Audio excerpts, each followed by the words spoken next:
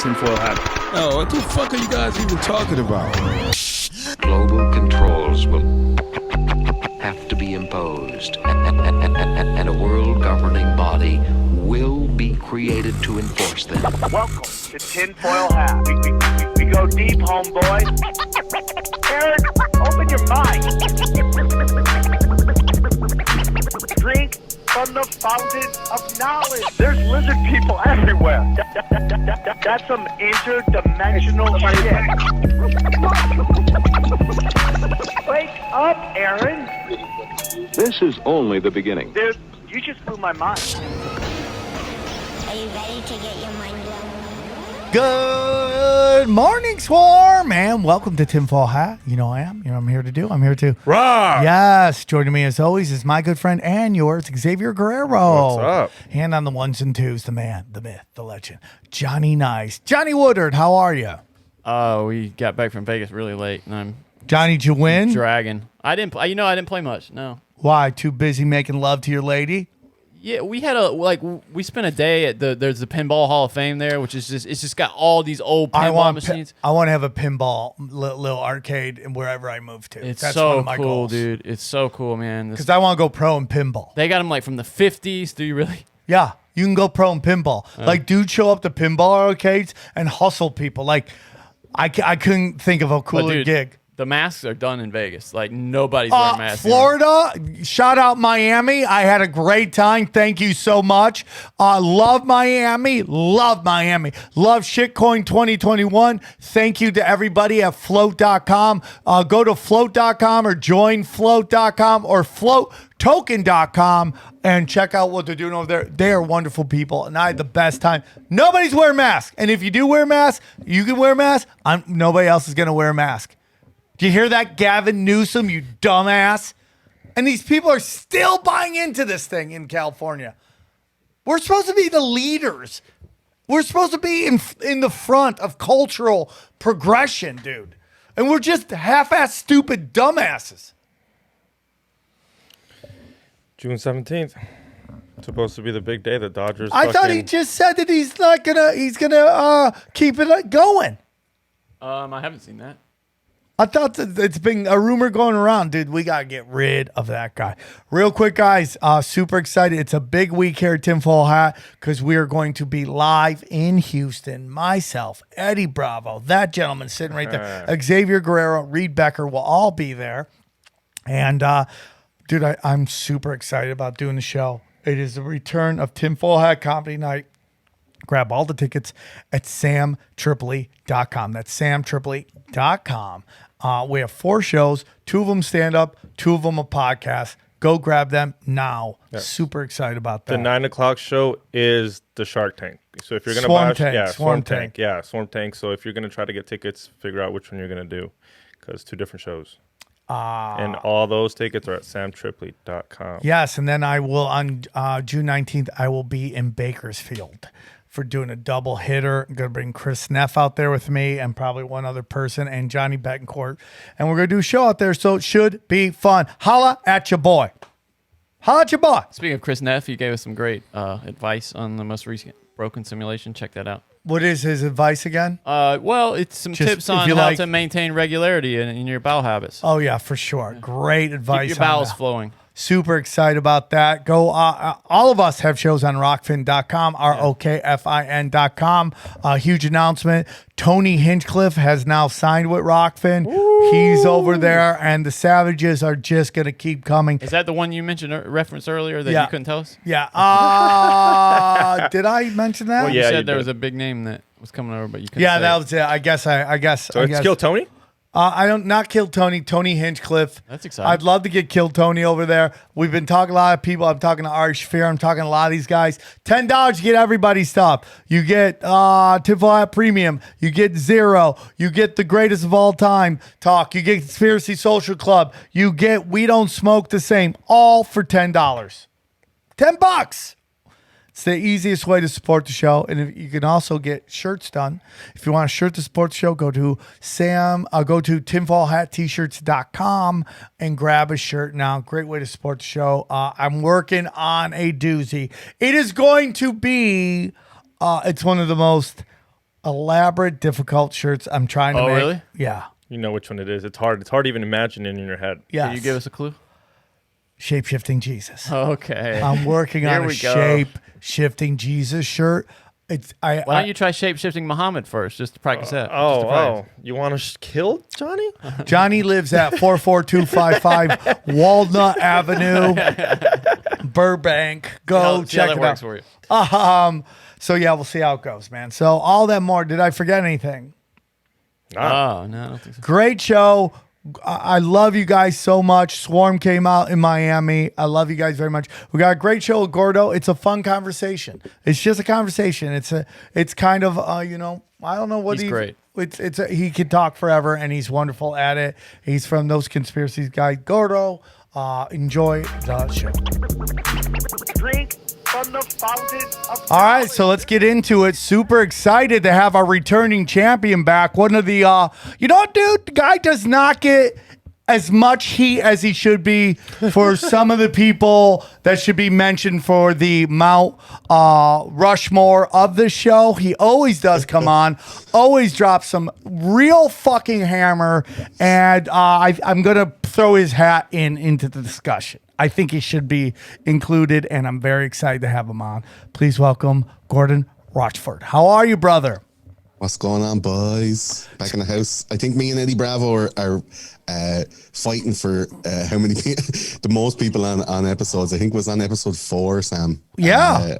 And then 11, and then 19, and then something else. Yeah, you've been on. I think you've been on at least 4 times, right? At least. I think this might be 6. Damn, you're in this. You're into this. Bush one. We did. 6 guest club. That's pretty awesome, dude. Well, obviously you have a wonderful show called Those Conspiracy Guys. Thank you very much. You're one of the OGs of this whole thing. You were killing it back when this show started. So that was it was a really great thing that you came on to our little show, and I'm so happy you're doing well. And word on the street, and the streets are talking, you're on Rockfin now, huh? Yeah, man. I took the soup. The guy came around and he was like, "Hey, man, just try this just one time. It's totally not addictive, man. Let's go." And now I'm if you knew Jaime, that's exactly. You got any of those rock fins?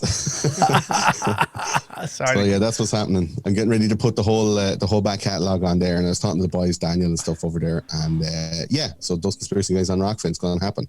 I hear you're the king of Rockfin, Sam. I'm blessed to be part of the people that are trying to grow it over there. We're growing comedy. Yeah, for sure. I'm the head of comedy development. And word on the street, we got a big name signing very soon. I'm very excited to have that on, and names are coming. So I think by this time next year, we're going to see all the savages there. And I hope that it keeps growing and does well. There's already player hating out there. Sounds like, my guarantee is Rockfin will be the new blue check mark. I don't even know that because I think blue check marks have a negative connotation now, like they're sellouts. You gave him a negative connotation. I did? Yes. Oh yeah, well I mean I did for sure.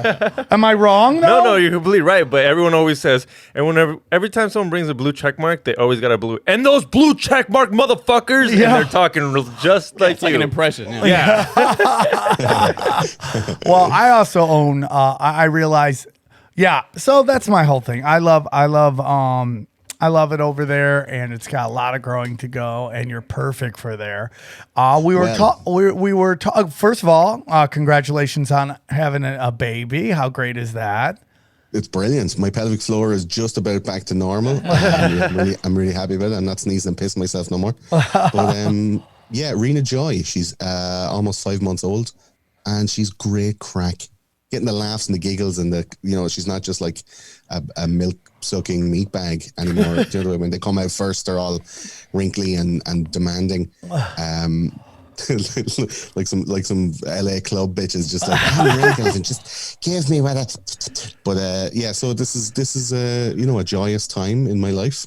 We moved house from Dublin City out to the far country. It'd be like moving from fucking SoCal to like Montana. Basically, so we're out in the middle of the country in Ireland. I think one of the times when we did a show, I was broadcasting from a Ted Kaczynski-esque wooden cabin at one point. So now we're in a real house back in that kind of area. and we're building TCG Towers Mark III. The Third Reich, I think that has bad connotations as well, like blue check mark. But yeah, the towers are behind me. They're yet to be illuminated. We're getting the studio back up and running and getting some new shows recorded. It's been a fucking journey, lads. And you guys are absolutely pumping out shows. Much respect to the fucking the swarm and the struggle and the grind. Thank you. But yeah, those conspiracy guys is happening, man. Life is good. It's getting better all the time. And there's nothing wrong with just hitting the pause button for a second to take care of the things that matter. And, you know, it's just so interesting because I have so many of my friends that I love that I don't align up politically with. I don't really like any political group. But, you know, I have friends who are deep on the left, very, very deep on the left. And, you know, a lot of them are, you know, it's very interesting when female talk about not wanting to have kids, because I think that's a very big thing for them. And you know, and I just think about the pure love of having children. And I don't think you should have to have children unless you want to have children. But the notion of what children are and the quote unquote burden that they are just seems like a lot of propaganda to me. Because I mean, I have 2 kids, and you know, I posted a video on Instagram the other day about this dad who supposedly works like 3 jobs. I saw that. That was great. And who's cutting onions? Who's cutting onions? And he gets his daughter a dress, and she doesn't even grab the dress. She just grabs her dad, you know, and like the feeling of providing for your kids as a man is like, there is no higher drug than that. It is the best feeling in the world. And I always see my female comic friends are like, not having kids, so excited about it. And I just write, kids are the best.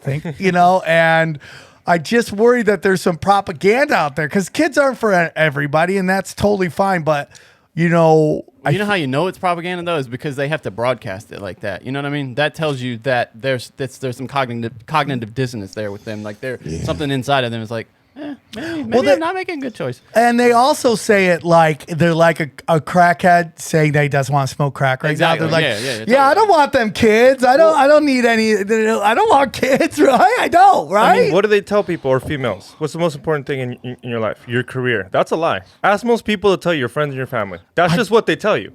Once your again, career. Xavier Guerrero, making contact, going yard. Okay, I couldn't agree more. Yeah. I could not agree more. I say this all the time.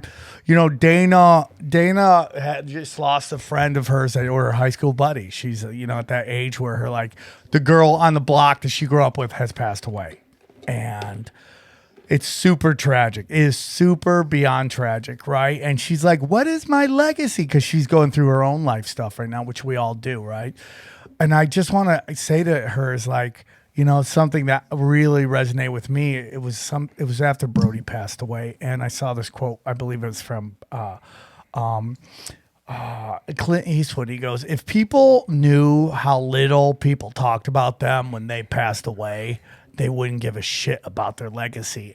And that's what I'm talking about. Like, very rarely do you do anything that lasts over time enough that people are talking about that you should only care about your career. I mean, you talk to elderly people, especially ones that have, like, they know the end is coming, and they go, what's your biggest regret? They go, I work too hard.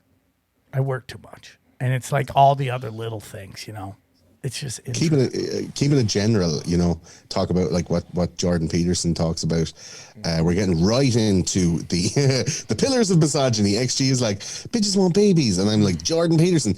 But it's like you know, the value of life and the value of your legacy is not what you make, it's who you are. And like you said, people won't remember.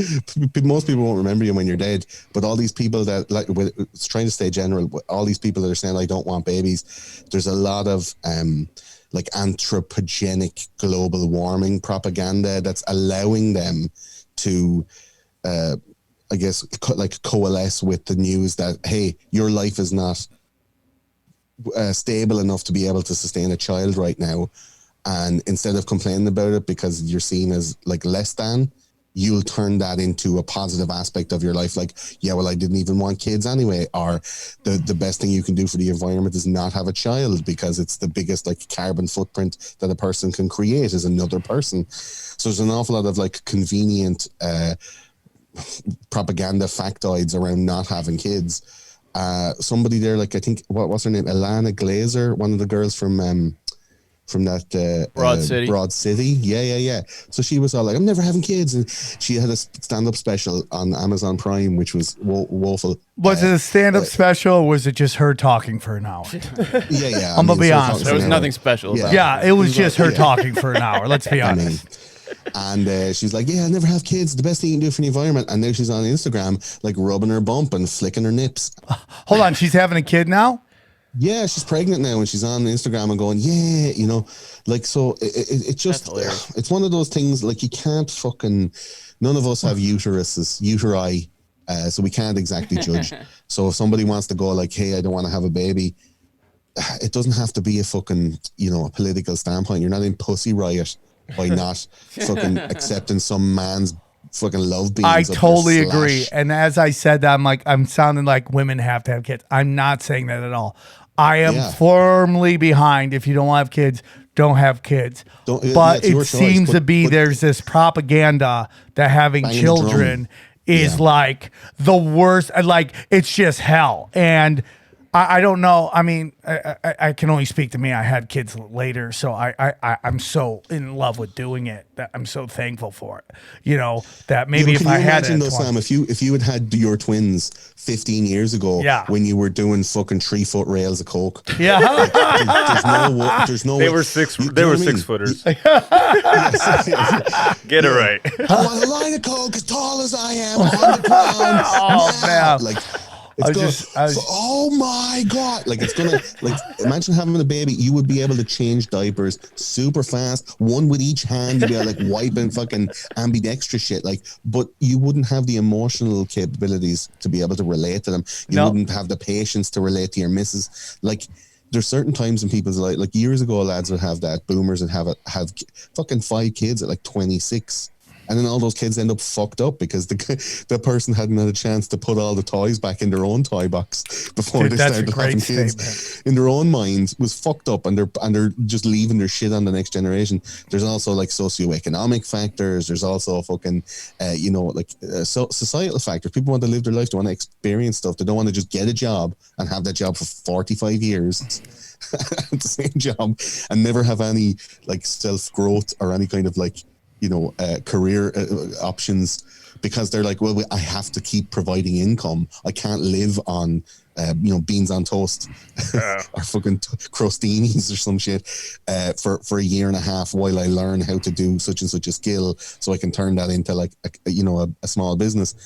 There's more opportunities that way, but I think no more than the fat acceptance movement, or this kind of what would you call it? Something that I find unsavory is like the drag queens reading stories to kids in libraries. I think that's just a little bit unsavory to me. But that's all seems to be accepted because it's like, well, this is a way of life and this is how people live, and they're happy doing that. I'm not for it. I'm against it. If you're happy letting your kids get read to by drag, or if you're, if you want to be like 600 pounds and get brought around on the back of a golf cart, tied up with cable ties to the back of a golf cart to go to the fucking store on like some kind of weird, 1100cc rascal fucking shopping cart. Cool. But like, don't proselytize to other people that that's a good way to live, and that's a great way to be, and like life should be lived like that because you're that way.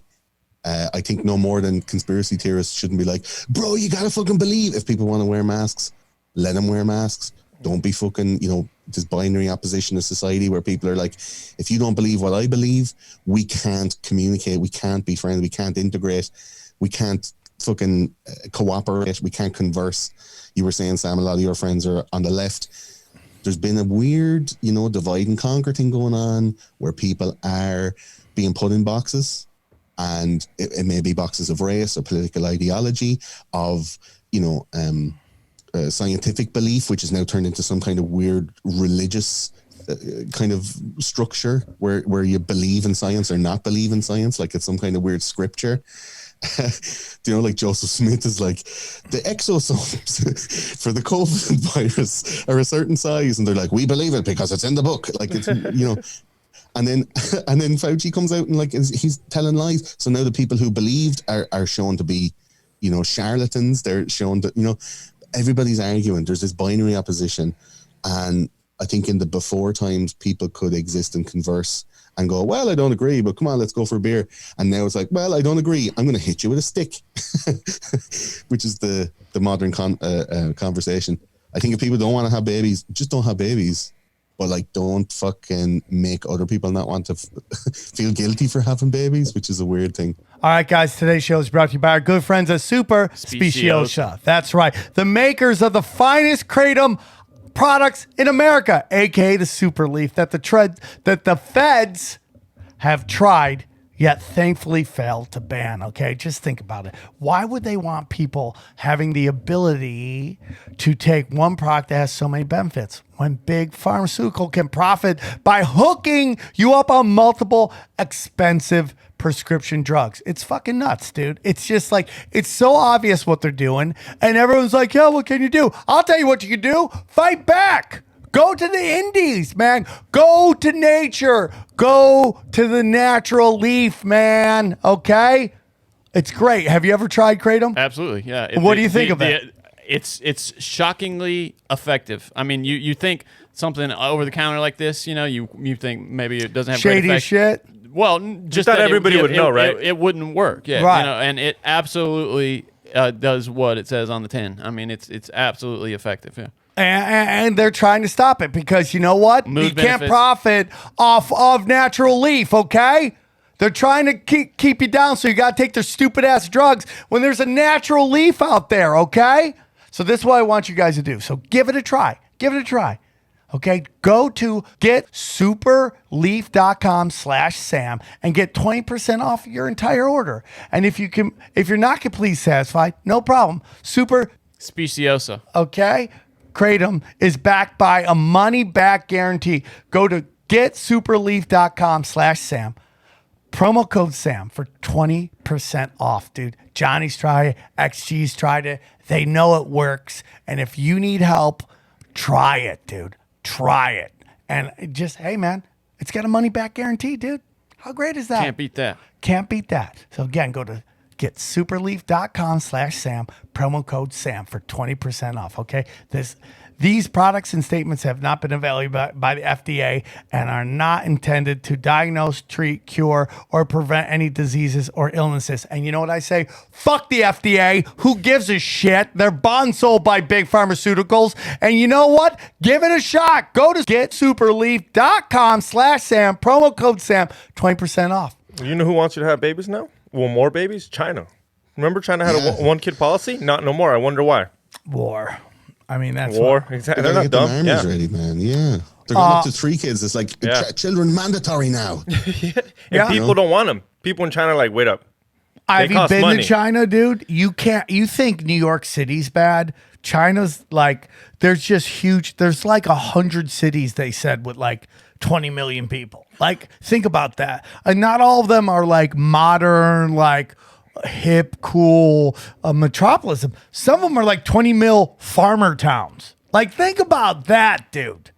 That's China. And I don't have a problem with China. Listen, dude, I'm telling you, you go over there, there's a lot of anti-red propaganda going up to get us riled up to want to fight them. I don't like the communist government. The Chinese people, I have been there, are wonderful people. And like when you hear about, what North Korea says about us, and who even knows if that's real? And I would tell you it's probably not. I bet you've met some people in North Korea, wonderful people. Who do you have a problem with? The government, dude. It's the government. I'm over getting in wars because the government wants me in wars. And I just feel, and it could be part of the game as well, like we're turning the corner and people are waking up to a lot of the bullshit that's going on because there's a permanent record with the internet. That's my opinion. It's starting to become more accountable. Like the information that's out there can be checked and rechecked, and the Orwellian memory hole doesn't work as well when there's people making like archives of the websites. There's a lot of these. When Fauci got stung there with the old emails, I think a few more thousand of them were released today. I haven't had a chance to have a look. There's a second dump, you know, and when all that stuff came out, the New York Post or the New York Times and CNN and HuffPost and all of these websites all went back and started like changing the headlines, just rewording it so they don't look like fucking dickheads for coming down and going like, this is the way, we all have to wear 3 masks, Fauci said so, like some kind of weird bishop of COVID where he comes in and he fucking proselytizes the sacred scriptures, and everyone had so much faith in him. And like, information I don't think is as valuable anymore because it's become so subjective. If you're tying up information like absolute fact to an emotive, subjective, a modus in the human brain, that means that like you can say something that's factual and the person who hears it can believe it or believe it not. Like that's never happened, I think, before in human existence, apart from in some kind of like religious, oligopolies or some kind of like, what do you call it?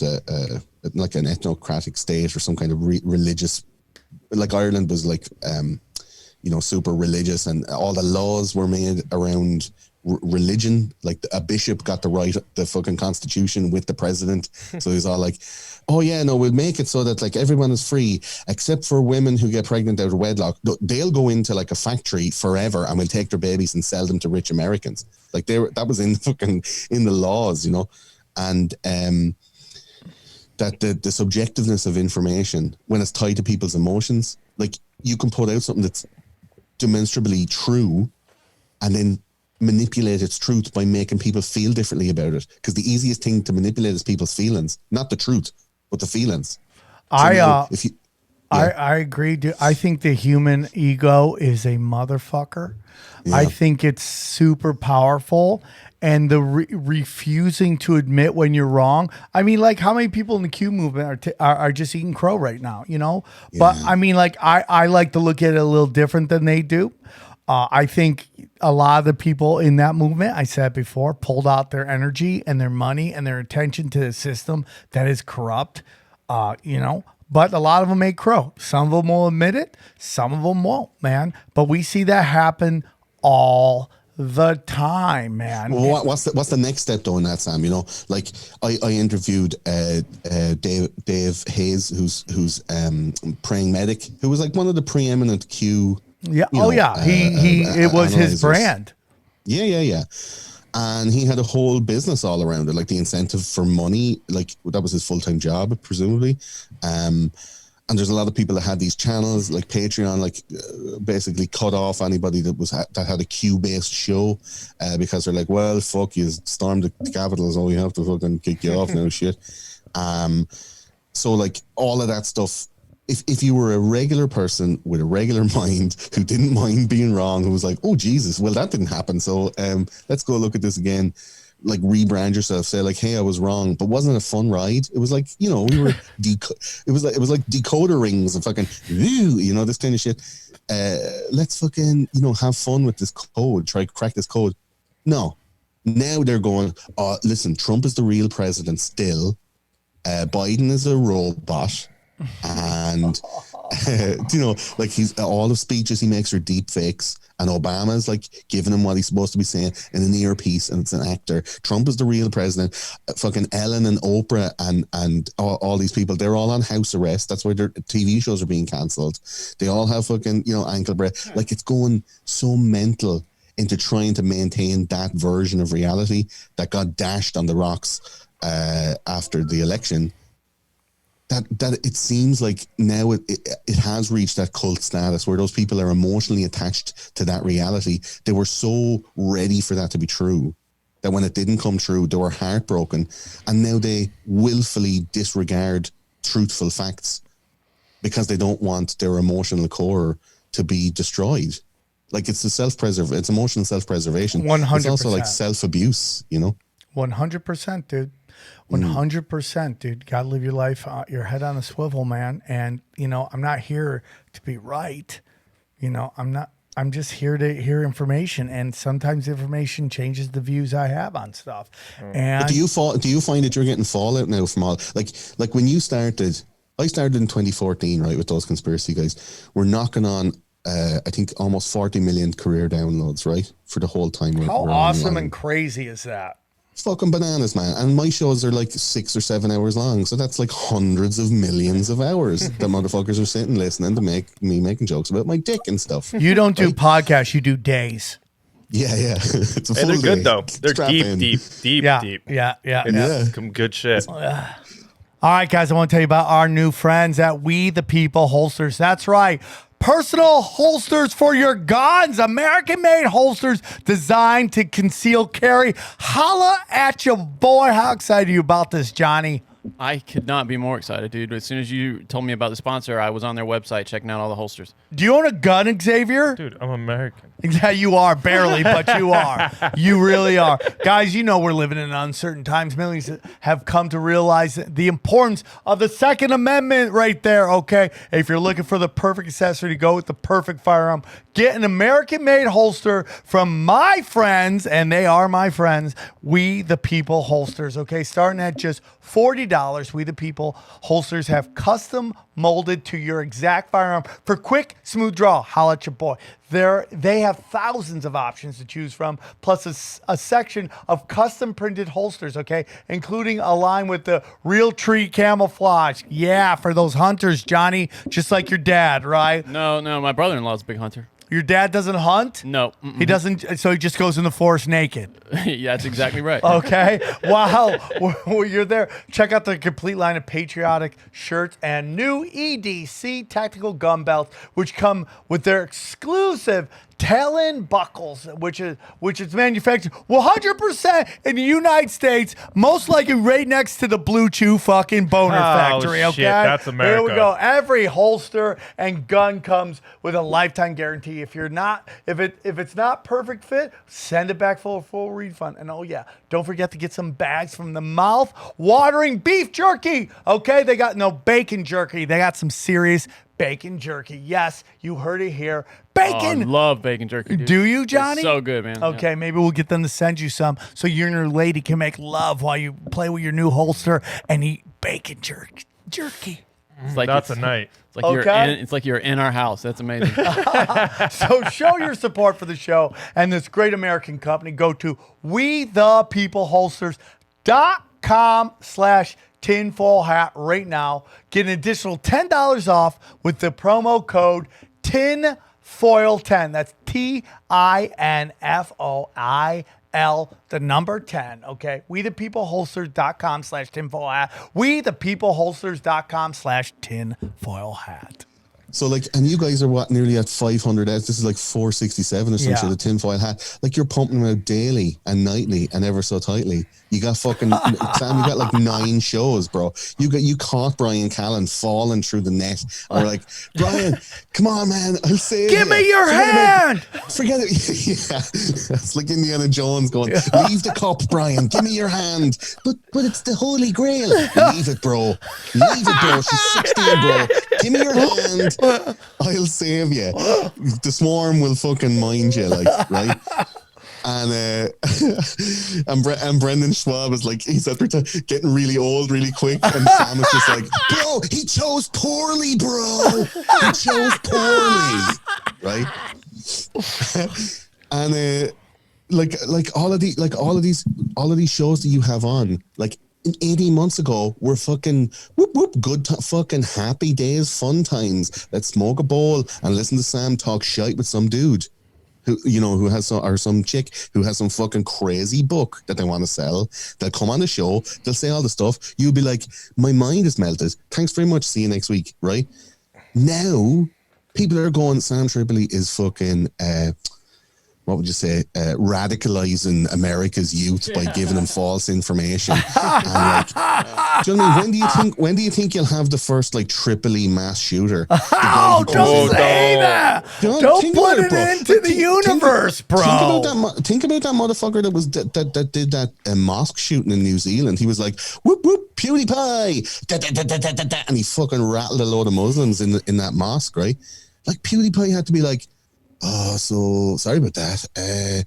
It wasn't me. Like, he had to fucking have an apology. And that's like PewDiePie, who's just playing Minecraft and shit, and some lad said his name on, on a GoPro before he shot Muslims. Like, what happens if somebody comes out and goes like, just starts shooting up a bunch of fucking, like, shoots up like like some kind of like Jewish holiday or some shit, and he was like, Alex Jones sent me. Fucking eating them babies, motherfucker. Like, what does Alex Jones do then? Like, you know what's interesting about that, dude? I think it's an interesting question. And I with great power comes great responsibility. And, for a dude who is really not that smart, and that's me, flunked first grade, has no clue of grammar, and I'm just trying, I'm white knuckling this whole thing. Yeah, but you're a conduit for this information. You're a fucking lightning rod of this stuff. Nobody else could put it together the way you do. You might not be a fucking academic when it comes to conspiracy theories. I would say I'm not. This might not, right? Is a strong, way too much hope. Yeah, like there's some possibility. Yeah, but like maybe, when you say might not, that gives hope. Nope, it's out. I'm just being, a small bit generous. But what I'm saying is, you're a fucking lightning rod of motherfuckers who are like, hey Sam, I am good at this. Can I come work for you? You're like, yeah, bro. You're like, hey, this guy wrote a book about fucking simulated universes. I know nothing about it. Get him on. Like, let's fucking go. Like, you're making it happen in a way that nobody else has done before. You, dude. I do. You've surpassed so many other people. And there's like I keep getting this messages of like quality, like, you're not a real conspiracy theorist unless you ... Or like, we believed in you and now you say that this is not real. Like, we've lost faith in, and I'm like, who said that was the thing that I was supposed to be? So like, yeah, the people put shit on you, dude. Yeah. And that, but let me just say this real quick before you put out to the world that this stuff. My whole thing is like, knowledge is power. I don't like getting lied to, and if you want to change the world, you got to change it from within. Yeah. And that to me. So if anyone went and did something stupid like that, that would be not from anything I say, because that's not who I am. If war comes, right, and there's a day where war comes and the lizard people, mount war against the masses, then I grab my gun and I run. I kiss my kids, say, hey, remember me, dude. Here's the passwords to my crypto. Enjoy it. And I hope I come home. But if I don't, I just know I tried. And I run into my browsing history and remember me. Yeah, tell them of my fucking fortunes, dude. And I just run. But that to me, because that's why I did not go to January 6th. I was like, this does not seem like good energy, dude. And I didn't go. How is it morphed from the shit we were talking about 2 years ago, which is like interdimensional fucking pedophile blood sport, right? Like frazzle drip. Hillary Clinton is Jeffrey Epstein didn't kill himself, right? Fucking 9/11 is an inside job. The moon might be a secret Nazi base because like Operation Paperclip brought Nazis over and they made NASA. Like all of those things, like the evidences are there to prove them right in a way that the conspiracy theorists would be like, yeah, I can get on board with that. It's not like gospel truth. It's not stuff that people will hang their hat, their life, their livelihood, their well-being, their career, like their actual life. Like, they'll die for it. They'll go to prison for it. Now it's like some weird like conspiracy Qaeda, where like, there's people willing to kill and die. There's people willing to like go to battle wearing an American flag and say that Alex Jones sent me, or say that like, Stephen Crowder told me to do this. Like, that to me is bananas. It is this bananas. conspiracy theory has come so far that it's come out of like listening to podcasts and stuff where people are actually, there's action. Like before we were hoping, I hope somebody uses the promo code so I get paid by the sponsor. Yeah. That's the action I want. And now they're like, I hope they don't shoot anybody and shout out my name on the live stream. Do you know? Yeah, I think it is weird. I also think that there's if there's stuff going on in the news, you hear about it. My question is, why is it on the news? How did it get the news? And what dark hands involved with it? And that's just me, and maybe that's just crazy Sam again, but you know, all this stuff where somebody, you know, it's like when the guy yelled in you know, the Orlando gay nightclub yelled, "Oh my God," you know, Al Qaeda. And then it turns out his father was like working with the Obama administration, which there are pictures of that, you know, and the FBI knew about it. It's like, to me, it's like, why are they saying that he yelled at Alex Jones? What is that about? And stuff like that. You know, I make no illusions that my show at the number it's at, maybe a little bit more, a tiny bit more, due to taking it off of YouTube. Our numbers took a hit, and we'd like to get audio up to that level, but that's about it. I have no desire to be a crowder, and not that I have the ability to. Maybe my skill set is good enough to get where those guys are, who are super dedicated, super hard worker. Tim Pool, Joe Rogan, those guys are like fucking machines. That's not really what I want to do. Tim Pool like classes himself as a like a milquetoast leftist, right? and now he's being like associated with fucking, you know, domestic terrorists because he goes against the narrative. Like Tim fucking Pool, bro. Yeah. He's big enough where he can't go to the riots anymore. He said last time he went, he started getting attacked. That's where I don't want to be at. Like, if you can't go I like anywhere, walking around. I like I'm a weirdo, bro. I like doing my weirdo shit. What happened the other day? Someone yelled out what to some girl? Oh, yeah. Some girl, some Mexican with big chi-chis was walking down the street with a tinfoil hat shirt on, and some guy yelled, "Sam Tripoli eats ass!" And thank God she thought it was funny. You know, but I mean, that's all I where want. at. That's it. But then, you know, we're kind of getting, this is a great way to get into the conversation. You know, I just did Kurt Metzger's show. He brought up Sacha Baron Cohen, and he's worked with him on his show. And I love Kurt Metzger.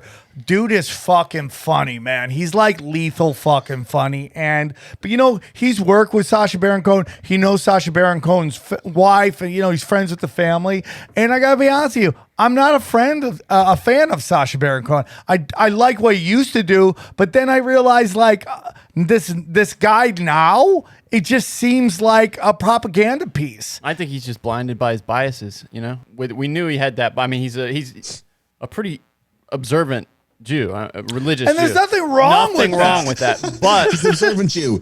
He's one of them Jews that keeps his eye on things. He looks at everything. He's observant. Make sure. One of these guys is looking out. And he's just taken everything right down from the, you know, Israeli government, or their word for it, everything. One of my best friends from Vegas, his name's Mark Kublin. He doesn't talk to me anymore because I think he got mad at me.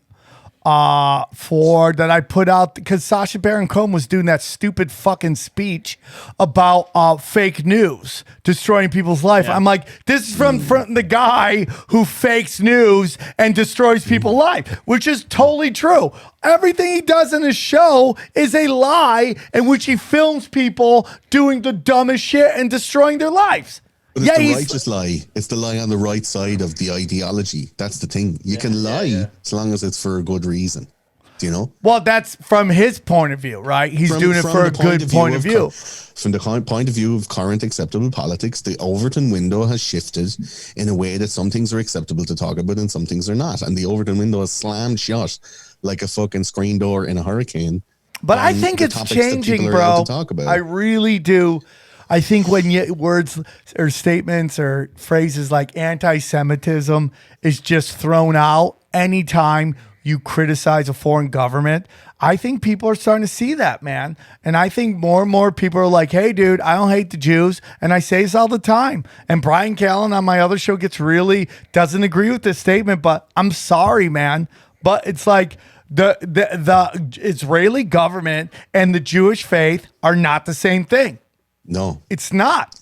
And not the faith, but when you go like, oh, those it's the Louis C.K. bit, you know, those Jews in Israel are killing those Palestinians, or those Jews in Israel, you know, like it's you just put a bit of stank on it and it means something else, you know. Right, but the minute you throw that out and not let a discussion going, is the Israeli government, like the U.S. government, doing things that a lot of people would consider against humanity?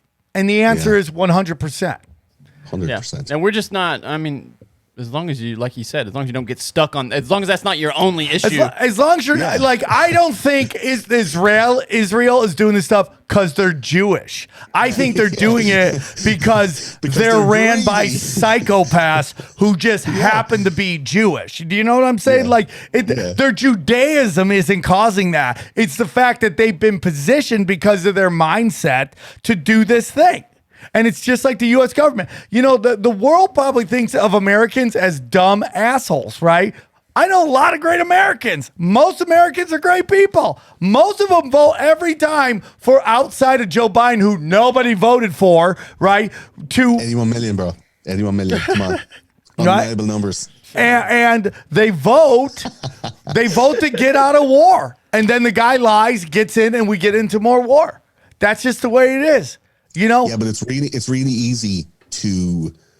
I don't mean to keep coming back to you as an example, but when you say something profound, Sam, everyone can be like, "Listen to this fucking like ex-cokehead, you know, loud comedy numbskull, sex addict. Don't forget that. Sex addict, you know, talking about like, and if you're outside of America, stupid American, blah blah blah. Like they'll find all the things to pick on you to tear down your argument. Right. Like you're not going to be watching Israel pelting Gaza with missiles and then go online and verbally abuse Seth Rogen on Twitter for it. Do you know what I mean? Yeah, that's not my style. But like the amount of people that came out though and said, for fear of being labeled anti-Semitic, came out on Twitter and were like, yeah, Israel's class, isn't it? And everyone was like, but they're doing like war crimes and stuff. That you can't support that, can you? They're like, yeah, no, but look, them Palestinians need to go back to where they don't come from. Like it's a weird emotionally rooted, socially constructed mindset. It's almost like embrace like Brave New World, like some Aldous Huxley stuff, you know. Do you guys have any hope for that situation there? Like, what's the way out of it? No, I mean, here's what's going to happen. In my humble opinion, is the international community is going to, I mean, you're going to start getting to a point where people start looking at like South Africa. And that's what's going to happen. And as the internet gets bigger, you know, voices that were silenced before are going to say something. Now, again, Israelis, there's tons of Israelis who are rallying against what is going on. But as you know, my humble opinion, this is not about Jews versus Muslims. This is about controlling a land bridge that is the easiest trade route from Africa and Asia to Europe. Well, that's why I have my doubts about something getting done. Well, it's going to have to get so loud. Listen, we have all the power, man. Humanity has all the power. These small group of people that are making us all fight with each other, they can't push back against if entire humanity pushes. And the best way to save Israel is to have a real discussion about what is going on over there. And like, it's very difficult to get past that emotional barrier and that fear of being labeled.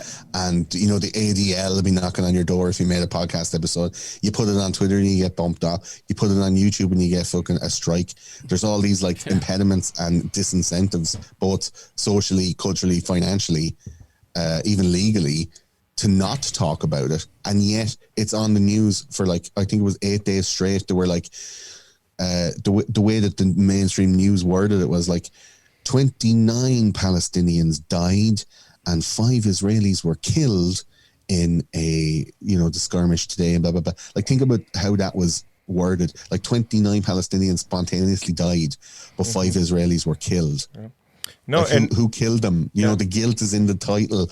Like that, there's an obvious narrative for that particular thing. Like taking it as a wild example, you know.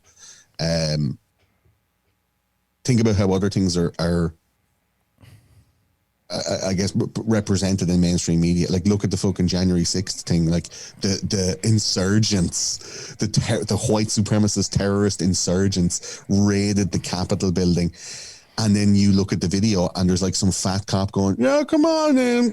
And he's eating the last, swallowing the last, chewing the last bite of his hoagie, going, "Come on in," lifting up the velvet rope. "Come on in, you guys. Okay, don't push. Come on." Like tags Marv or whatever his name fucking was, and he's all, and people are walking around going like, This is like the tour. I remember this from elementary school. Like here, when did you see fucking insurgents stay within the guide ropes? Yeah, right. Walking through this is or like the Hollywood set scene that look there are pictures taken from pullback, just like how Viking guy's just walking down the middle like he's doing a fucking Michael Bay movie, and it was all the different angle shots that they got. 100%. Well, and then the DC mayor just skated on it. She sent out this message to the federal authorities before that day and said, we don't need any. We want all federal authorities out of the city, all federal law enforcement out of the city. We're gonna handle this, no problem.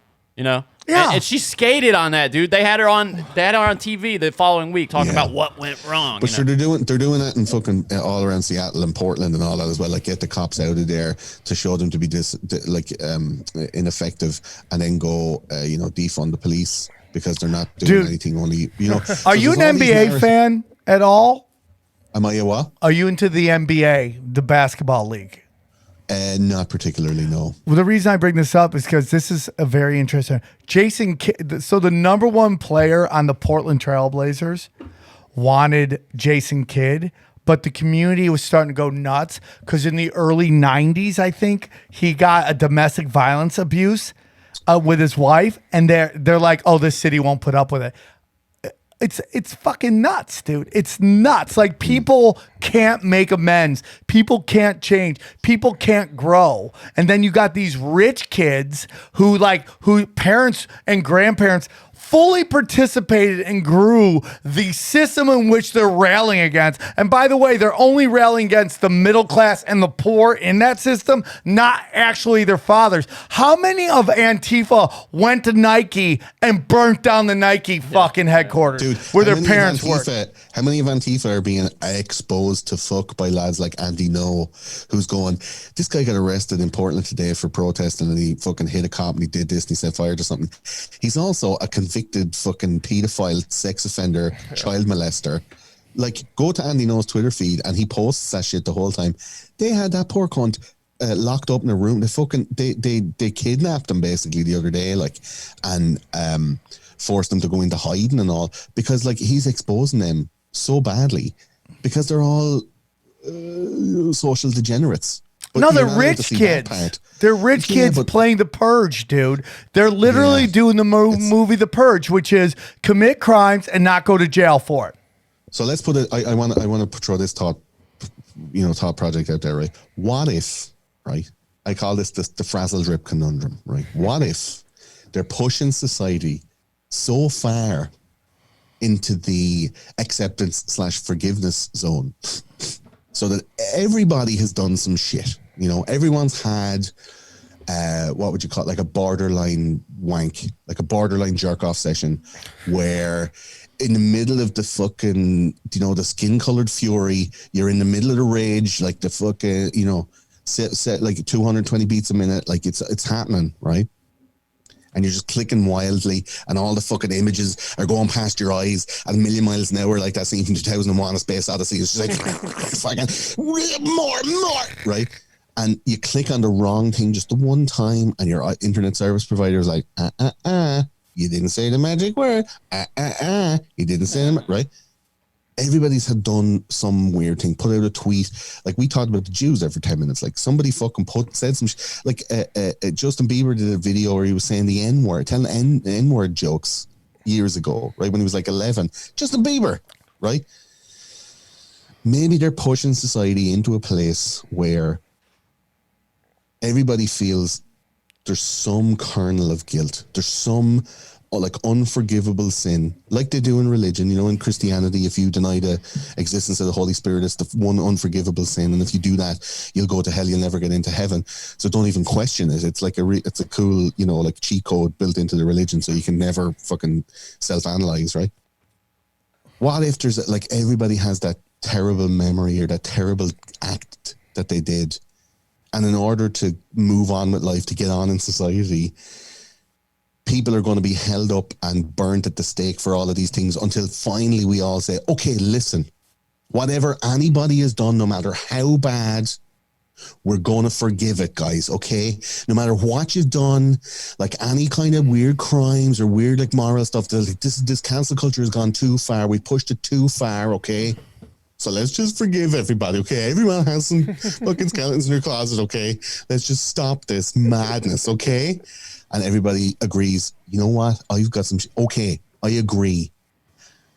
Then they'll release the Frazzle Drip video and go, let's forgive Hillary Clinton for doing this. Like, that's how far it's going to go. I think that's an interesting thing. What I will tell you is right now, in my humble opinion, that I believe that we're at a place where cancel culture is starting to go it's starting to lose its grip. Now, we just had a guy named Singer. He was a booker for Montreal Comedy Festival. Somebody put out some Facebook post that he said the N-word, but he says he was just repeating what this ethnic comic said, and he didn't get canceled. He quit. And, you know, I think he personally quit because he saw the writing on the wall that nobody gives a fuck about the Montreal Comedy Festival anymore. You know, but he self-quit. Then we go to Tony Hinchcliffe. Yeah, and what happened with him. And I think that they took a shot at him and it failed miserably. And he was telling me, because it goes back to the news that you were talking about, the news and how it can construct stories. So he said he would go on these news articles about him and they would mention his story. And then, you know how they embed in the stories, they would embed other stories of Asian hate crimes, like Asian gets beat the shit out of, and it would over and over again to elicit emotional response against Tony. It failed miserably. And the reason I bring up this Singer story is because, again, we have a comic that nobody's heard of, you know, doing what Tony Hinch with what Theo Von says, which is snitch elevate, right? Doing this snitch elevation. And I wish I would start a tracker so we could track these people. And I would like to see who has a bigger career, people who do snitch elevation or people who do herpes commercials, right? I'd like to know who on average has better careers, because they seem like two awful ideas to do for your career. Well, I think the reason Tony fucking lived through it was because if you go watch any of his shit, he's an asshole all day around. And then Ari Shaffir released the whole video. If you watch the video, that Asian guy is hating on white people in the beginning. So Ari Shaffir just comes on.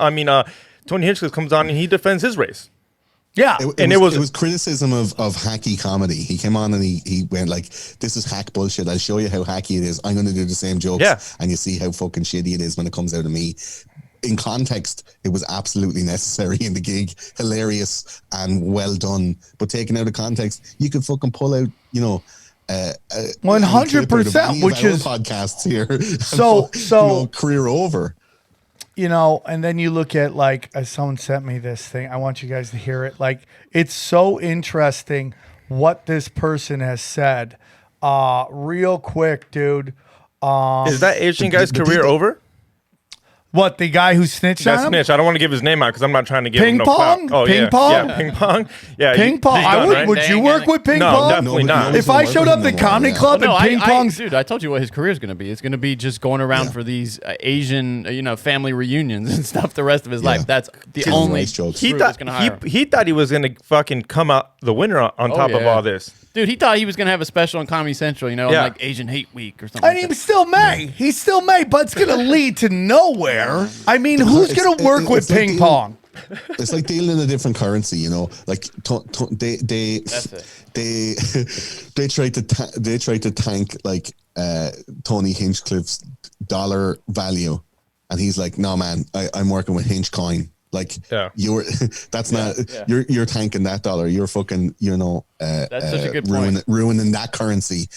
But I don't trade in that currency. So here's something this guy. It's the pirate ship that Sam's always talking about. You just have to have your own. Here's something this guy. I want to talk on Broken Sin tomorrow too, but it's so. And this is where you gotta go. Okay, what's going on? This is a quote from this guy, Mahran Kilgahani, Khaghani,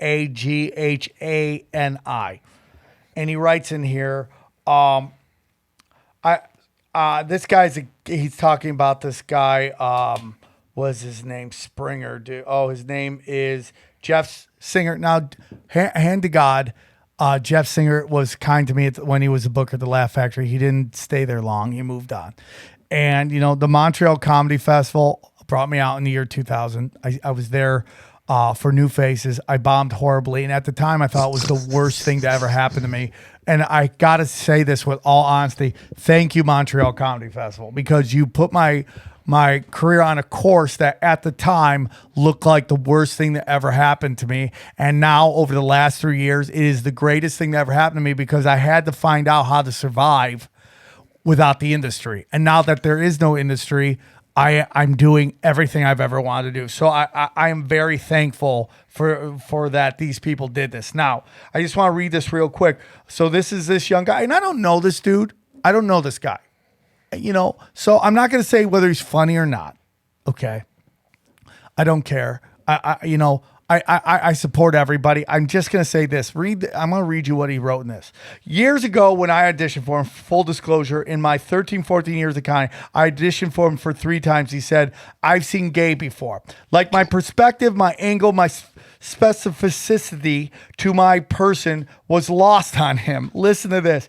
He's told female comics of mine that they are too masculine. His business dinners with female comic friends of mine literally only talked to former model at the table. Look at that, dude.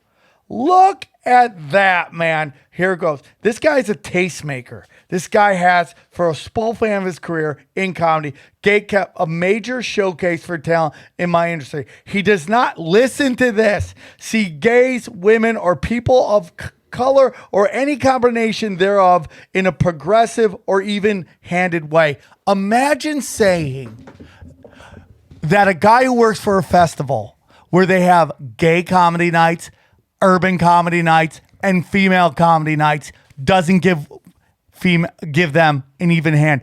Imagine saying that comedy is not showing women, gays, and people of color any kind of respect. It just doesn't stand up. You must not watch anything on TV. Yeah, it's false on its face. It falls on its face and it becomes, this is about me and this guy wouldn't pass me. That's what this becomes. So now you're snitching on some shit from a conversation that was held in private. And Jeff Singer probably dropped out because he knows the festival is fucked. From one article. No, because the guy who another guy that ran it was outed as doing sexual predator, Me Too shit. So everybody involved. Listen, Jeff again has been kind to me. I'm not going to defend a suit in any way.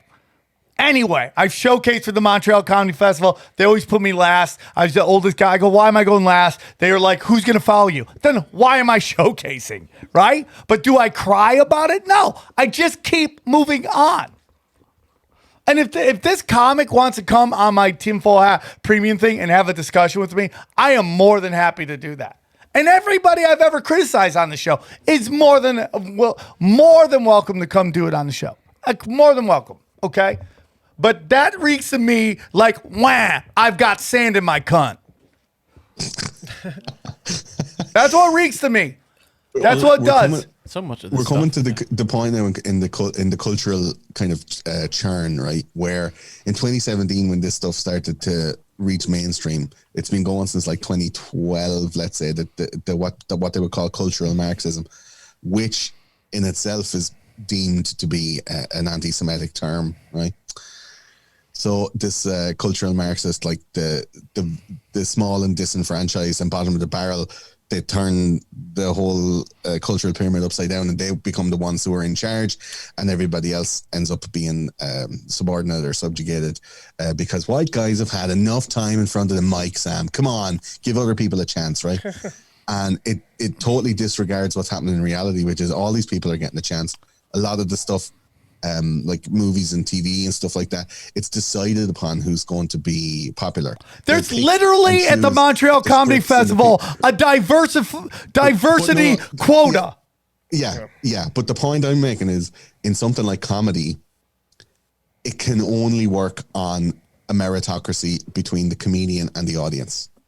You go up and you tell the jokes, and you're either funny or you're not funny. There's no like internal impetus to laugh because, you know, somebody with a disability or a person of color gets up and they tell jokes, and you're like, well, I don't find this funny, so I'm not going to laugh. But if I don't laugh, am I racist? You can't force that laugh to come out of somebody if they're making jokes that are not good. So like, I think comedy is one of those great levelers that elicits that like like that thing that comes out of a person. You can't make that come out against somebody's will. It's like laugh rape. Like, you can't culturally browbeat somebody into finding something funny. But with TV, with movies, with all the stuff that's coming up on Netflix, like the people that are getting the shots, that are getting the cash, they're now 4 years later from the cultural Marxist push at the start, where it's like, okay, we need to diversify, we need to level the playing field, we need equity, we need, you know, all of this. That has all borne itself out now. Those people have got their chances. They've created their stuff, and a lot of it is not great. Everybody's going like, is this what happens now when we give people any old motherfucker a chance? Like, there's a lot of this kind of stuff happening. I'm not loving it. Let's just go back to the good stuff. Like, when is Louis C.K. going to release his new special? Now that you mentioned that, do you remember 2019? It was Skankfest. Montreal Commodore was at the same time. Skankfest sold out. They did it. Who showed up for like a 5-minute opener? Louis C.K. That was real comedy. That place was sold out. $300, and that place sold out. It wasn't as big as obviously the Montreal Comedy Festival, but you don't need to sell out. Yeah. And they were hurting. Yeah. I do remember, and with it, Skankfest wasn't hurting. They were sold out. No, I totally agree with that. And here's the thing, dude. You know what really sucks is with this diversity shit. You watch somebody, you're like, oh, did they just get this because they're diversity? Like, sometimes wonderful entertainers get in, and you just want to dismiss it, and it sucks. My problem with diversity is that there's so many killers of every demographic, yet you pick these people that seem not worthy of the opportunity that they're getting. And not that they couldn't be eventually given time to cook and marinate, but you give it to them so early, and you're like, Paula Bell. Has anybody heard of Paula Bell? She is a murderer on stage. Is she a little quirky? Yeah, of course. Who is it? Murder on stage. She murders, man. Why is she not being pushed forward? She doesn't follow the rules. Just like every girl at Skankfest. There was a lot of girls there, but they don't follow the rules. And they're not hot. They're not the perfect girl for Netflix. The people that are being pushed early then are kind of shitting the bed for everybody that's going to come behind them. Closing the door behind them. Yeah, they're shitting the bed as well because they're coming out too early and they're not doing well. And then people are going, well, this is shit. And like, is this like an all-female comedy night? None of these are really brilliant because you're not picking the ones that are actually good. You're just picking the ones for to fill up the quota. And then people are going, yeah, I think the rumor is right. Like, female comedians are not as funny as male comedians. Like, no, that's not true. They just pushed these motherfuckers early to fill a quota. And it's not, you know what I mean? So the meritocracy, I think, in comedy particularly shows a lot more than in movies and TV show, which are for years ahead of time, like sculpted and crafted. Like, look at the amount of movies that shit the bed because they were on the social justice bent, like Wonder Woman 1984, and like they had to release that shit quick because there was a Trump character in it played by the Mandalorian guy. And they were like, fuck, quick, before Trump becomes irrelevant, we have to release this movie, put it out on Apple TV or whatever. Loads of TV shows that have all these quotas and stuff. It's just people are feeling the push of that social justice and going, no, I don't like it anymore. No less than the conspiracy theory push, where people have been bombarded with conspiracy theories through the mainstream media, thanks to the likes of Alex Jones, thanks to the likes of you guys, thanks to the likes of, you know, the Stephen Crowders, who had one of the most successful streams on election night of all of YouTube, like one of the most successful streams of all of YouTube ever in history, right? And it was totally buried.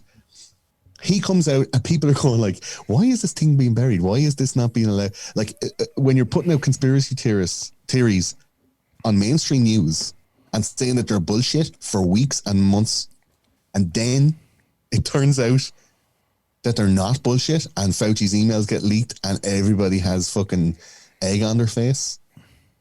Like, you can't then turn around and say, well, we were right at the time and that's what we thought. Like, the meritocracy of that information, the meritocracy of that, the people are fed up of being fed bullshit now.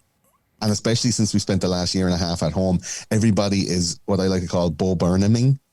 And everyone's just like in the room going, I fucking hate this shit. When can we go back outside? I'm fed up of being spoon-fed bullshit. I want something of quality. What does that mean, Bo Burnhaming? What does that mean? Have you seen his new special, Inside? No. Watch it. Watch it. It's fucking sublime. It's a little bit like preachy, but it's fucking so well made. All right. And it's him breaking down over the course of 12 months while he creates his own special for Netflix. And he sings all these songs like White Woman's Instagram and funny, and then like really dark, like depressing, I want to kill myself stuff. And then like funny, jovial songs. All right, I'll watch it, dude. I'm down. It's I like him a lot. It's top drawer fucking entertainment. It might not be like wall to wall comedy, like every 15 to 30 seconds there's a punchline. But I don't need that in my comedy, by the way. No, I would rather get depth from people. And I don't mind if you go a little ways without getting a laugh and you're taking me somewhere. Like this pop comedy crap is killing me. It's killing me. It's killing me. So, I want to ask you something. Bo Burnham will take you on a journey and you'll be finished at the end of it going like, oh, Jesus, no, that man is fucking after tickling my soul's arsehole right there. Like that was weird. Talking about shit entertainment, you know who got a game show? Who? Dwayne Wade. Why do you think he got a show? You played narrative. Yeah. I mean, but dude, and that's what they said. He was trying to elevate. Let me ask you something. I want to ask you a big question that is always thrown at conspiracy theorists. And that is, how can everybody be in on it? How can everybody? We always talk about whether it's the moon landing, 9/11. I know my answers, but you seem a little more articulate than me. And maybe you don't feel the same way. Maybe you do think it's like, I don't know how everybody can be. But what is your answer to that, Gordo? I would say it's compartmentalization. You know, like in any organization, there's a certain amount of people that know a certain amount of info, and they are incentivized in some way or another to keep that secret, to keep that from going down to the lower tiers, whether it be a security issue, whether it be, you know, their own personal gain. Like, think about a fucking CIA guy who's being shown how, like, who's being trained by the guy above him. The guy above him is not going to tell him everything, because when it goes for a promotion, if the guy below him is more, you know, naturally talented and they both have the same information, he's lost the upper hand and might lose his promotion. Like, everybody wants to get that fucking next step. There's other incentives like, you know, NDA, like financial incentives or imprisonment that would make people not want to divulge information or cross-pollinate, you know, ideas. Things like, think about people in workplace situations. Like, they're relying, in most workplaces, they're relying on the employees not talking about what they're getting paid, because it's considered rude. It's considered like, you know, the social etiquette is not, you know, you don't talk about how much you get paid. Because if you talk about how much you get paid, the motherfuckers not getting paid as much would be like, well, I want to get paid more. And if you don't, I'm not going to fucking do my work. So, like, they incentivize stuff in that way where if you talk about it, there will be some kind of comeuppance.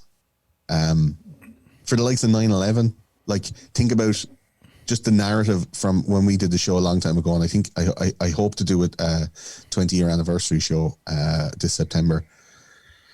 Looking back, fucking Garth Brooks shit, right? Think about all the lads that were going in and out, the workmen that were going in and out, that apparently were putting the what was it called, the thermite plastic explosives on the internal pillars. Like, that could have been 400 different guys who were like, the boss, like some New York fucking, you know, like worker, like, oh, my boss is after giving me this piece of, I don't know what the fuck is this? It's like some kind of plasticine, some kind of shit my kid plays with over here. He told me to go to the 31st floor, stick it on the fucking wall over here, say nothing to nobody. And then the guy in the next room is like, yo, my boss just said to me, I got to stick this fucking thing on the 32nd floor. I got to go to the 32nd. And everybody has their own floor. They have their own room. There's hundreds of dudes going in and out in that company, doing the thing, a little like Death by a Thousand Cuts, doing the little, and then all of a sudden, boom, boom, boom, boom, boom, boom, boom, boom, the towers come down because like a bunch of dudes did a bunch of small things. None of them can be culpable. And when they're watching the towers fall, they're like, I am never going to tell anybody that I fucking stuck that thing on that wall that day, because they might blame me for 9/11. Do you know? There's all of these built-in protections for people sharing that information. I think with the internet and anonymity, there's a lot of stuff coming out. Like WikiLeaks had to be stopped because they opened up the floodgates of, I guess, like insecure revelations of information. Like you could put out a whole bunch of fucking military material, and then like the enemy would be able to get that on the internet and know what maneuvers the troops are doing and be able to kill people. So like, I mean, there's obviously some kind of military intelligence prerogative for keeping that stuff secret, but at the same time, like the Snowden information and the stuff that Julian Assange all put out, like all of that changed the world and changed how people viewed like the American intelligence community, because they're like, yeah, they are all looking at us at all times. That happened in 2011, and now 10 years later, we all know that Instagram is listening to us all the time. Sometimes ads come up for stuff that we thought about while having a shit. We never even said it out loud. And an ad comes up and oh my God, I was just thinking about that fucking hemorrhoid cream and I was pushing out a fucking dookie earlier on. And it comes up, goes hemorrhoid, because it heard you go like, the microphone heard you. And it's like, that we ran that through our algorithm, and that sounds like pushing like a nice bready shit through inflamed hemorrhoids.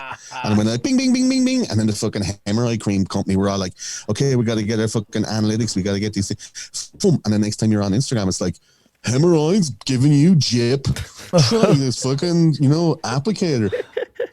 That's how deep that shit goes now. And we're okay with it.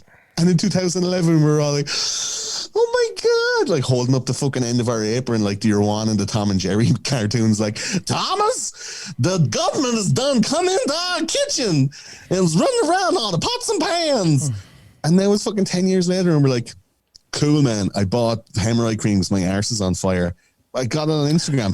How convenient is that? It's like that meme that's out there. It's like 1950s. Shh, don't say that on the phone. They're wiretapping us. And then today, hey, wiretap, can you give me a cool recipe for spaghetti? Exactly. Here's my whole thing with that. It's just I really want people to understand something.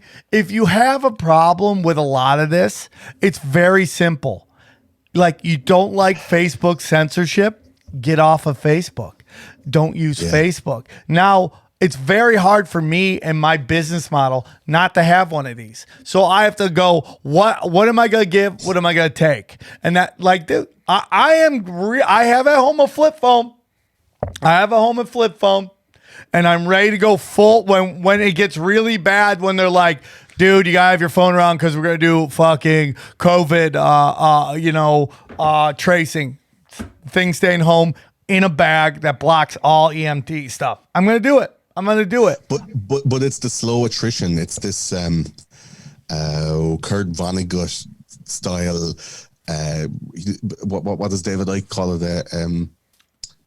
Not dehumanization. What's it called? Transhumanism. You know, this kind of we're moving towards like a fully integrated Google Glass type technocracy, where now we all have the little slab in our phone.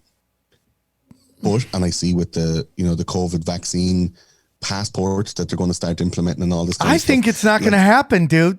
I'm being honest with you. Society's pushing back on it, right? But like I just watched the movie for the second or third time. Elysium, that movie with Matt Damon, and they have this fucking weird like space station where all the elites stay up there and they're able to heal each other and like nobody's ever sick and they're all fucking rich and shit. And then everywhere on Earth just looks like the worst parts of Mexico, right? Yeah. For some reason, and everything's orange. It's not that bad down there. It's really not that bad in Mexico.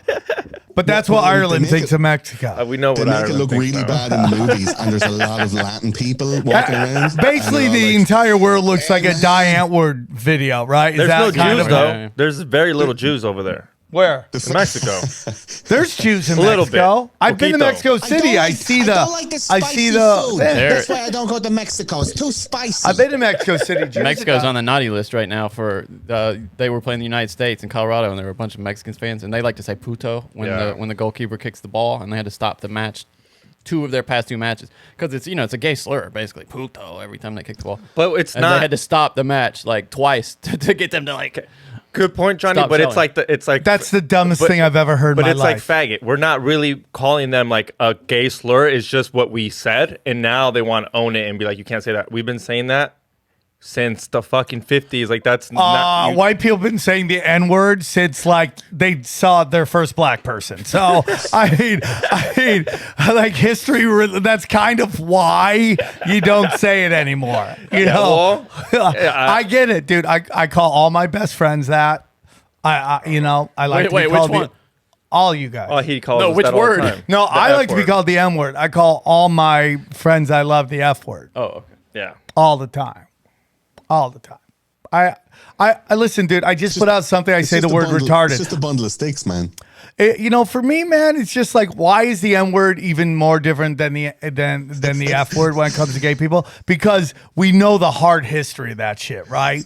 And I don't think anybody should be canceled because they say it. I'm sorry, dude. I'm sorry. I just don't think people should be canceled. Should they, if they're calling a black person that in a way that is so obviously bigotry, I mean, they're going to get shit. Do I think people should be canceled? I do not. I just don't. Because it's just not a hard rule. If it was such a bad word, nobody should be calling it to anybody. That's what I'm saying. But there's such fine print. The word definitely, in terms of how it's been weaponized, that whole thing came out of a think tank on how to get us all to fight with each other. And the way some people guard that word because they think it's something they could say and other people could say, it's just all part of the psyop.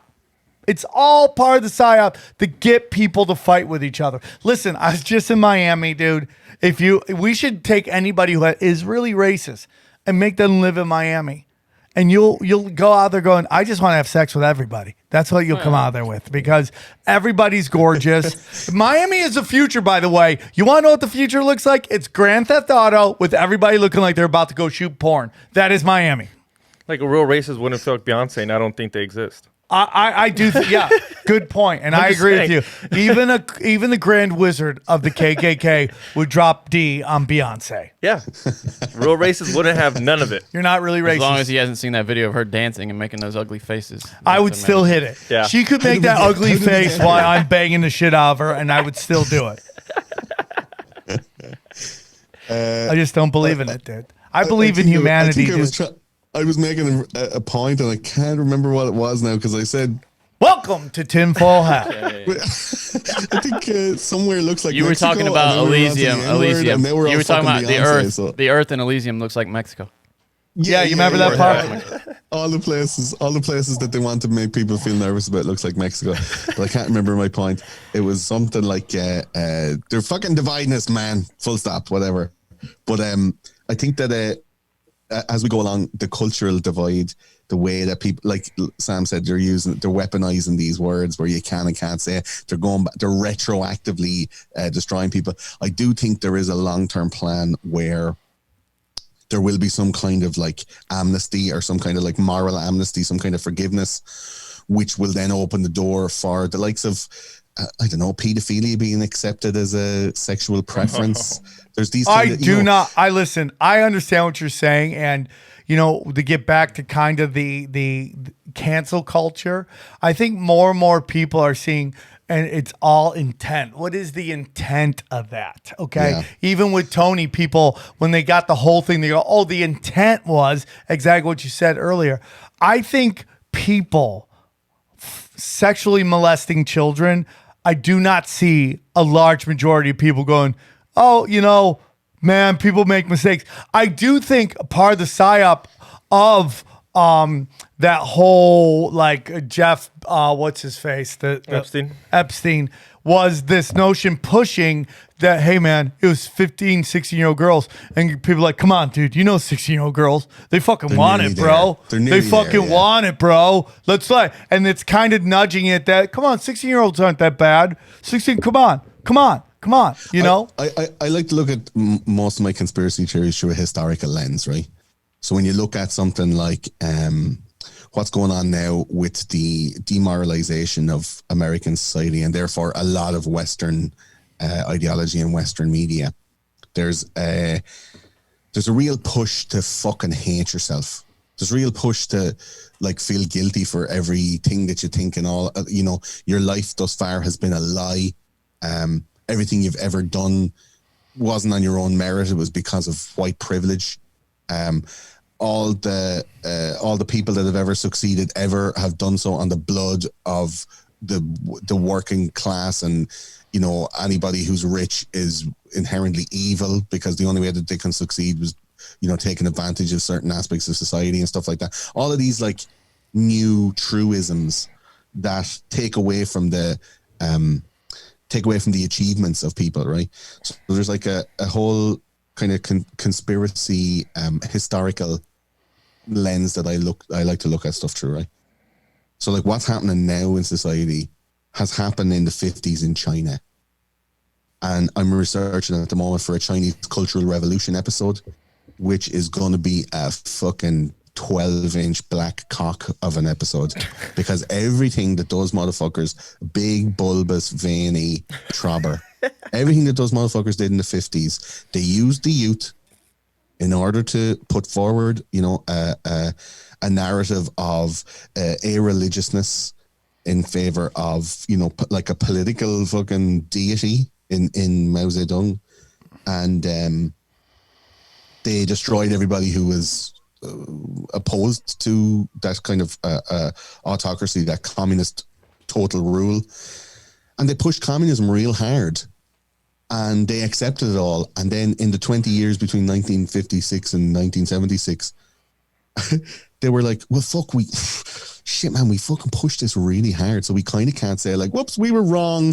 Let's like wind this back a little bit. And in those first 20 years, they got absolutely fucked. Famine, millions of people died. The whole country was fucked up. And nobody could complain because like, well, we did this to ourselves. This is what we wanted. Let's give it a chance. Let's wait until see what happens. And because of that, inability to be able to go like, hey, listen, I think this is a bad idea after like 2 years. Like this seems weird now. Can we roll it back? They let it go for 20 years. And then they ended up in total autocratic fucking, total rule. China total rule. Right? Where nothing is fucking allowed to be said or you'll get gulagged. All your internet is locked down. You can't get full internet access. Everybody has to wear the same fucking shit. You are put into schools where you're trained to be industrial workers, whether you're creative or not creative, whether you have aspirations to do this career or not. Like for a really long time, it was a really fucked up place to be. But they promised a utopia to the youth and then let them loose. The youth chided everybody else with a new political religious ideology, using the tools that are embedded in humanity, like morality and shame, guilt, all these things that come out of like abuse and abusive relationships, these things that are in people, they use those tools to fucking make society that way. And now look at what it is. Like it's coming to be one of the greatest powers, one of the next big superpowers. They're going to overtake America in the next 2 years, they say, right? But like, think about living there. Do you know there's a social credit system? It's like mad communist. There's huge wealth divide. It's all the problems that America has, but it just has like a Chinese sheen. Do you know? Tell your blood. I mean, they're setting us up for World War III with them. They're running the exact same play that they ran with Europe and Russia. That's what they're doing right now. It's history repeating. You look at all these things that happened before, like everything that's happened conspiracy-wise, it's all like a massive historical game. They're moving the pieces around. Like, look, we're living in such a fucked up world that's so subjective and emotionally crippled, right? It's almost like we're globally the victims of like abusive parents who have like neglected us and, locked us in a room. We're all Elizabeth Fritzl at the moment, right? Locked in a fucking basement. Now and again, daddy comes down and fucks us or whatever. And we got a couple of kids out of it and we try to, keep the happiness going, making banana bread or whatever. But in reality, we're prisoners being abused by a society that claims to love us but doesn't, right? And the results are, when we're allowed to do the thing, we'd be like, oh yeah, I love this unleavened bread.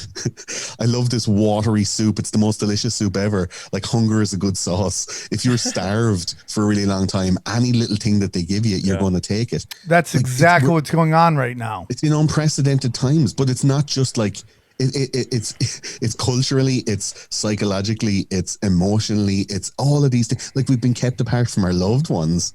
So now when we get to meet back together, we won't... Oh, fuck. And he dies. When we get back together, we won't want to talk about the bad things because we won't want to, because people are so like binarily opposed to these ideologies. Like, if you go into a house of people who believe mask wearers, vaccines, blah, blah, blah, and finally you get to see them after a year and a half and you're like, come here, the fucking vaccine shit is a load of wank, isn't it? And everyone's like, oh, not in this house. You don't say that in this house. Yeah. Like, that sounds like 1950s Ireland when you're giving out about the priests fucking the children. Oh, you don't say that here now. Yeah. You don't fucking disrespect the church in this house, young man. Like, it's using fucking religion, the rules of religion historically, to manipulate culture. Yeah, scientism, control dude. People. 100%. It's scientism.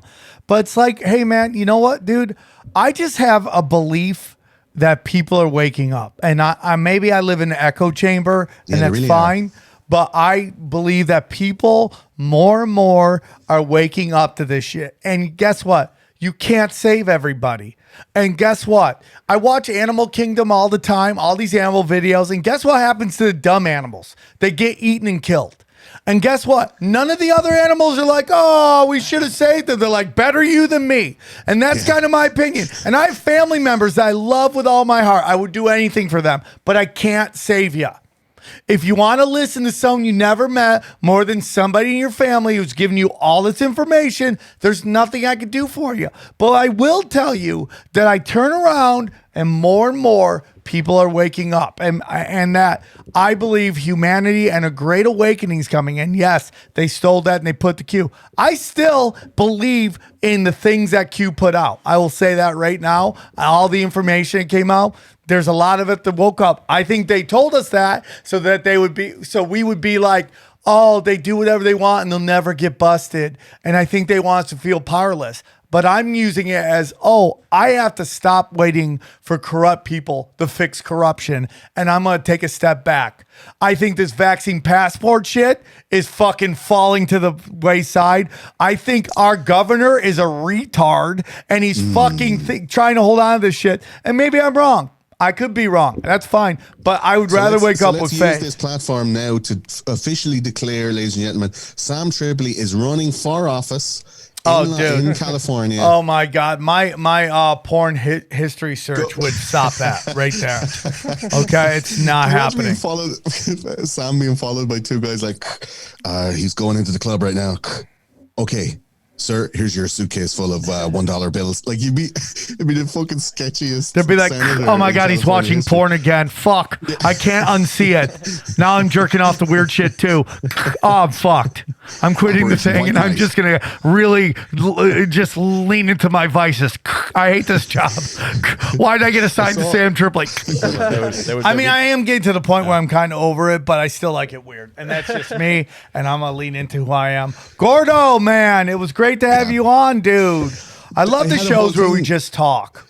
There was a whole thing planned about some fucking dude in Australia, but this was a little bit. Dude, let's reschedule. reschedule you right back, dude. Yeah. Let's get you back We'll in. do it again. It's this thing. I haven't done this in a really long time. You know, I haven't been online with my people since I think inauguration day, because the baby came. Our baby came on inauguration day, and I fucking unplugged, bro. I just unplugged from conspiracy life for a little while and tried to, you know, have some head work and trying to get right, because like fellas like us, the people that are listening at home, you can overdose on this stuff. Yeah. You can get sucked in, and it's better to get sucked off than sucked in. If you're sucked in into this thing, I love that. That should be a t-shirt. yeah, better to get sucked off than sucked in. If you're fucking deep into this stuff and all your friends are talking about it, and this is all, you know, all you're taking in all the time, and then it starts to sour. Like a lot of people were mad on the at the end of November. A lot of people were mad on the 20th of January, and it's because they were set up to feel that way. Yep. There were forces at work that are changing people's realities by manipulating their emotions. And I know this is a super fucking loosey-goosey, you know, non-topic episode. We didn't come in with any kind of preparado. I've been spending a long time in the last few months, like looking internally, trying to find out, like, what do I feel? What do I think? What do I know is true? What do I think is true? What do I want to be true? And how can I go about consolidating those three things together with facts and information, historical context, and you know, considered research and consideration, like properly thinking about these things. I wanted to have an episode on Project Bluebeam. Excuse me, which is Are you dying, dude? No, I just have a little chest infection. It's a normal cold. You're Remember dying, those? dude. It's been a pleasure. those We'll things? remember you. I got that fucking the bad AIDS. So not the good AIDS that you can be, like, you know, still famous with.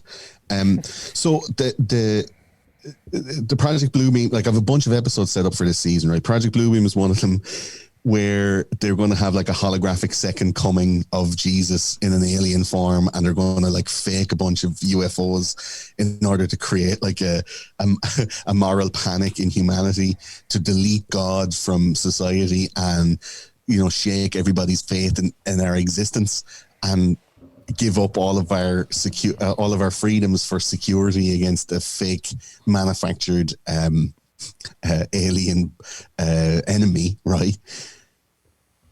And I thought, no, I've planned these like for fucking years out. Like, all these episodes are planned years ahead. I was supposed to record this this time last year, maybe last May, Project Bluebeam.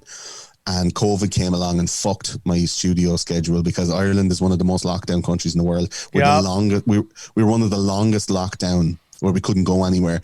And now there's even a little bit of freedom, and we have thousands of children in the streets of Dublin City fucking doing LA riots with cans of apple cider, just drinking the cider, throwing fucking bottles at the cops, running along cars like it's the fucking purge.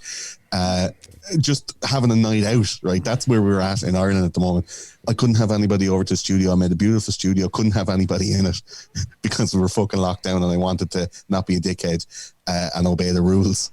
And I think I missed the boat on Project Bluebeam, because now we live in a society. Now we live in a society that's so fucked up that they fucking have an announcement on the 1st of June where the government says that aliens are actually totally possibly real. UFOs are definitely a thing, and sorry we lied for 70 years. And everyone just went, oh, and then just scrolled past it when they were having that shit looking at those fucking hemorrhoid ads. Do you know what I mean? Like, what the fuck is going on? I really had to take stock of how my brain was operating so I didn't get caught in these mad diatribes about like cultural Marxism and cancel culture and all. But it fucking takes up so much of your head RAM as a conspiracy theorist. It was fun to talk about here, but like when you're trying to actually get down to brass tacks and actually have discussions, those like day-to-day things take up so much of your fucking soul energy, you know? Yeah. Because you have to navigate them on a day-to-day basis. There's a new fucking cancel culture crisis happening every single day where you're going like, fuck, what was he talking about? Have I said that shit? Like, everybody's on edge, man. Hyper vigilant. Fucking anxiety riddled. Guilt and shame riddled for things that we may have done in the past. And it's stopping us from thinking. It's stopping us from talking. It's stopping us from fucking communicating honestly. And I think that people are fed up of it. People are getting ready to move on. Well, Gordo, and start talking properly. Let me just say this, man. You know, one of the things that has really helped me is I did a spiritual podcast on Rockfin called Zero, and it couldn't have happened at a better time. And, you know, and the thing I preach on the show all the time is that it's like, you got to look within, man. You know, and it's like, when I saw people start losing their minds about child sex trafficking, and, you know, and it is a horrible thing and we have to fight tooth and nail, but it's like they're losing their skulls. And I'm like, what's the point of trying to make the world a better place if you're going to be miserable doing it? So I realized I had to like put stuff in perspective, and through Zero, the whole thing was like change the world, by changing yourself, and I deal with that on I think globally by acting locally, right? And that, like little things, you know, working with my buddies, trying to do fun stuff with them, and all that stuff. That's how I change the world, not, you know, by like railing against the system, getting lost, and and again, it's like Eddie Bravo came on here a long time ago, going, if you don't see it by now, there's nothing I could do for you. But I see people are taking more and more of that perspective, and whatever you want to say about the Q people, they pulled out their energy, pulled out their money, pulled out their attention into the two-party system. And like even the GOP is struggling for donations right now because nobody wants to put their loosh into the bullshit. So that's why I have more faith. And you know, at the end of the day, I could be, you know, eating it and looking like a piece of shit, and I'll own it. But I will always have faith in humanity, and I will always have faith that we will overcome this small group of people. And with the fiat dollar dying, dude, man, they're even more fucked, bro. So I started going too deep, and I started losing faith in the future. And then you have a kid and you're like, well, fuck, I have a stake in the future now. Shit. Yeah. Like I thought it was just fucking making dick jokes and telling stories of historical shit that happened and going, the CIA have been fucking assassinating people and peddling drugs, causing wars to be able to fund black operations for like, what, 65, 70 years? But they wouldn't do it again, like in 2020 and make everybody stay in their house so that everyone will become so fucking lackadaisical and depressed and downtrodden and introspective and dark-minded and suspicious and guilty and broke and fucking depressed and lying down all the time and not doing it, and that like whatever little scrap of fucking sunshine or whatever little morsel of hope that we give them on the other side of it will just make them do whatever the fuck we say. Like the CIA wouldn't do that. Like, not that they've been doing it for 70 years, but they wouldn't do it again. Like we'd know, wouldn't we? Wouldn't we feel it happening when it's happening? And the answer is no, we wouldn't feel it happening because they're that good at it. They've been practicing for 70 years. Like I have a fucking stake in the future, and I want to be able to do it healthily. So like the last 6 months for me has been going, okay, let's put all the fucking toys back in the toy box. Let's see what you know what's happening. It's very difficult, man. It's very hard having a head, isn't it? It is if you lose it. Yeah, very hard having a head. But I admire what you're doing over there, man. There's a lot of people talking about it. It's getting bigger and bigger. And that Rockfin thing, like the boys are telling me, you've got like fucking 9 shows now. Like, and what is it? Is it 9? Is it 8 shows you got? Do you want me to actually count it? Tinfoil Hat, Broken Sim, Zero. The Union of the Unwanted, Cash Social Daddies, Zero, Conspiracy Social Club, The Goats, Punch Drunk. Yeah, so I'm at eight. Conspiracy Social Club. I already said it. Oh, did Or you? do you count the Patreon? One The fat Patreon? lady. Well, yeah, I put them all. The Daily Doses. You got 8 podcasts, man. That's a lot of ears. That's a lot of fucking attention. That's a lot of energy going both ways. I only do things I enjoy talking about, and it's not work if you enjoy talking about with people that you love to talk to about with it. Exactly. So. Gordo, tell them where they can. Thanks for having me on. Tell them where they can find you one more time. ThoseConspiracyGuys.com is the website. I'm on all the podcast apps. Those Conspiracy Guys. Type in any topic that you think you might like to listen to. Have a go. Go back in the back catalog. It's all timeless shit, so it doesn't. You don't have to listen to it one after the other. They're long, but they're good. Like Ron Jeremy's dick. And not anymore, dude. Well, I mean, everyone's got to go sometime, but make sure that don't expect it to be all like light, and there's long diatribes and we have deep discussions and sometimes it goes off on tangents and stuff. But I think the Swarm are and Those Conspiracy Guys crowd are very, what would you say, comparable in sentiment. A lot of stuff there, a lot of biographies, a lot of music biographies, famous people, historical events. The Vatican is a really good one. A lot of Charlie Manson, Jim Jones, a lot of cults and stuff like that. So have a look back. Yeah. Nice little historical retrospective. And Sam, we're on Rockfin as well, so you can check it out there if you're already subscribed with Sam's. Gordo's going for all the pussy. He's doing crime shows now, true crime. You know where the females are at. I do true crime shows because I want to explore the ability to be able to get away with murdering a bunch of people, just like as a thought project. Oh yeah. And I want to just. I'm glad you don't want to get too lost in the chaos and get depressed. So go into murdering everybody and getting away with it. That's gonna right your spirits real quick. Look, man, I'm trying to own it. I'm trying to get ahead of the badness. Well, I appreciate it. And, dude, I'm not against any of it. I mean, like, I'm open-minded to do it all. I mean, I like when we did the Star Wars one, like, that's a nice change of pace. This is a fun conversation. It doesn't have to be, Rothschilds and lizard people and Jeffrey Epstein all the time. I just know people love those dude, anytime I can do weirder shows, I want to do weirder shows. We got Jam, everybody. I hope to see you in Houston. Come and hang and get weird, and we will talk to you soon. Love you guys. We go deep, homeboy. Aaron, open your mind. Drink from the fountain of knowledge. There's lizard people everywhere. That's some interdimensional shit. Wake up, Aaron. This is only the beginning. Dude, you just blew my mind. Tinfoil hat.